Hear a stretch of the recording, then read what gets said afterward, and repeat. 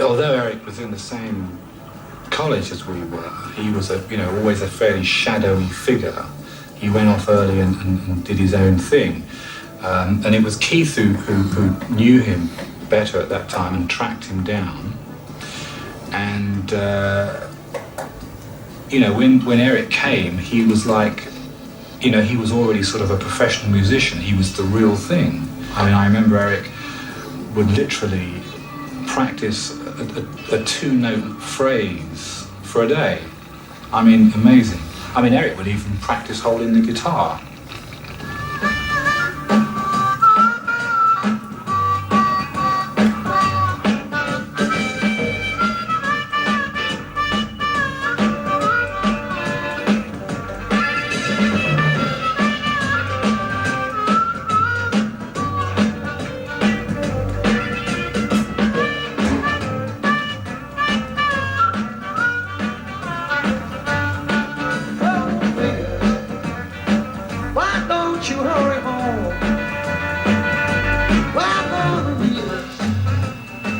Why don't you hurry home?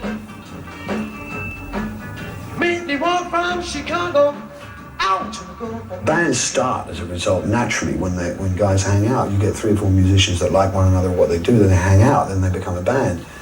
To start a band on the drawing board is very inhuman. It doesn't work. I mean, it may work for a couple of weeks, but as a business prospect, but it can't grow. It isn't an organic or a very human way to go about it.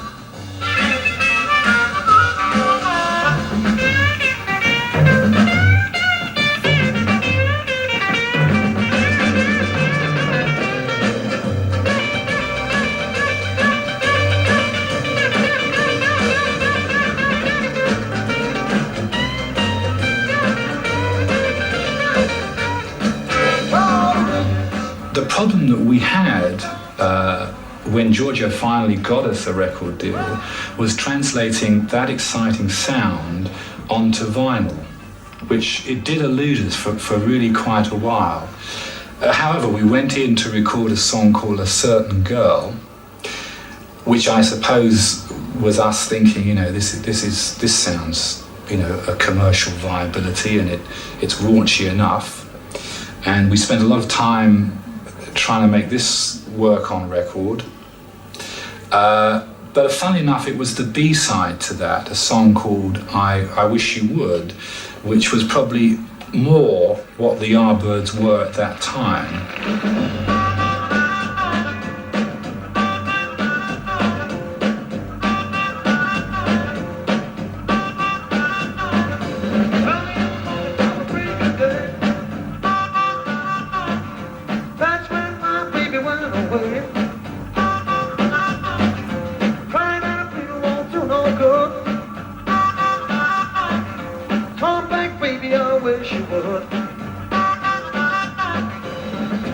Baby, what's wrong with you? No, I still love only you. Looking at a kissing late at night. I tell you what, baby, I think that's right. Staying out all night long. I tell you what, baby, I think that's wrong. Coming up, baby, give me one more chance. No, I still love you, wanna give you more, man. Coming up, baby, what's wrong with you? Trying to love me or so, mama, man, too.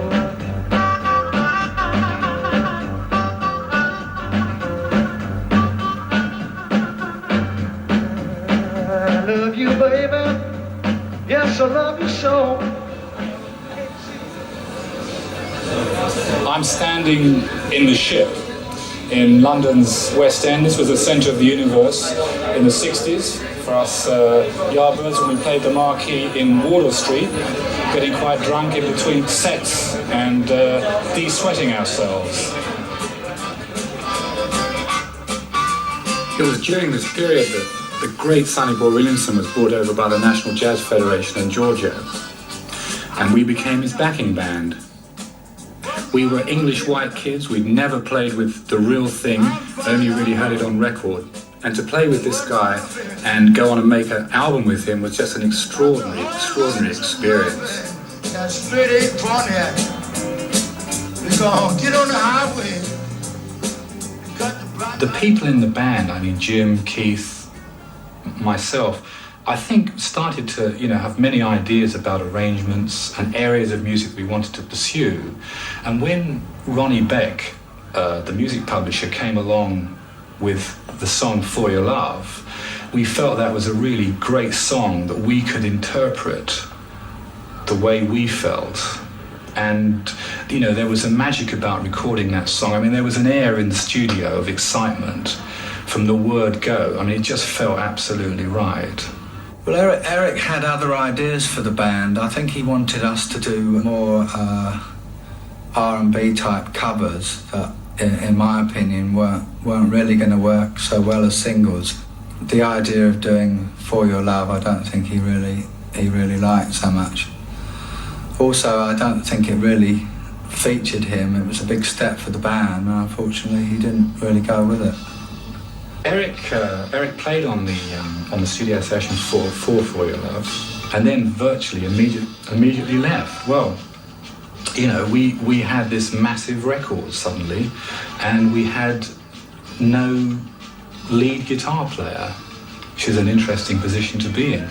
We had to fill that position very, very quickly. And it was thought that maybe we could get Jimmy Page, because Jimmy Page was like the hottest session man in those days. And Giorgio knew Jimmy, and he asked Jimmy if he'd join the band. At the time, Jimmy was so busy doing sessions, he said, he wasn't really into joining a live band. He said, well, why don't you try one of my understudies, a guy called Jeff Beck. So I went down to see Jeff and asked him if he'd join the band. Of course, he was delighted. The invitation to join the Yardbirds came after I finished a sweaty set at the 100 Club. And at that time we were playing Eel Pie Island and all that, and getting quite a good reputation. I jumped off stage and this arm came around me. There was a bearded gentleman by the name of Hamish Grimes, and he said, "Can I swear?" He said, "You're going to be in a top fucking band this week." And I went, "Oh, great. Who are you? This is it. You can't get much better than this." I was really hurt about that. They didn't make any reference to the fact that we just stormed the place, But he thought, well, everybody would want to join the Yardbirds, without even batting an eyelid. And he was right, because I joined.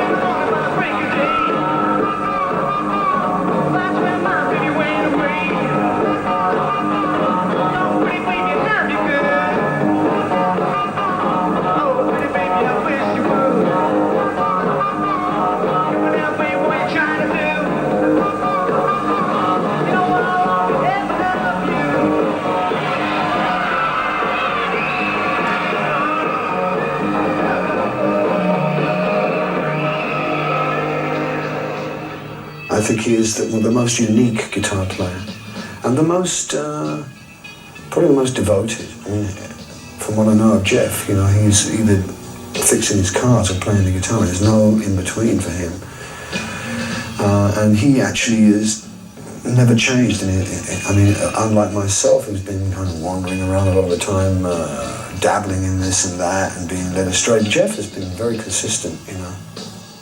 I remember Keith Relf saying, let me hear you play the blues at the audition. I played about 3 or 4 Matt Murphy lines, and he said, "Great, that'll do." I didn't outline much at that stage. It was like, get him in, let him learn the songs. Eric used to do this, Eric used to do that, and I thought, yeah, got to do that for the time being, because those were the crowd-pleasing things, the build-ups, the power chords. So it didn't make sense to try and argue against that. But the best was round the corner, you know.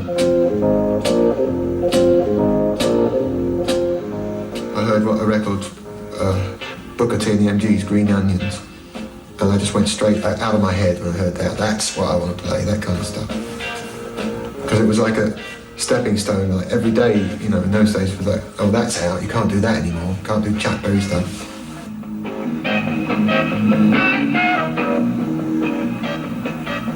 And I got lessons from that, you know, from Booker T's mob, and then the Stax thing started, Motown, all that real music, you know, real good pop music.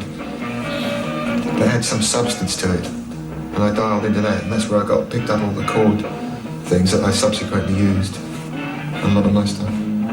Influenced by that, by the black Motown and Stax people. Just this kind of block sound they used to get, like Little Richard. It has never been achieved since. You couldn't get it if you tried. You don't get people with voices like Little Richard for a start, but it's not just that, it's the locked up sound they had in the band. Gave it that sound. Same with Jerry Lee and Vincent and all the rest of them.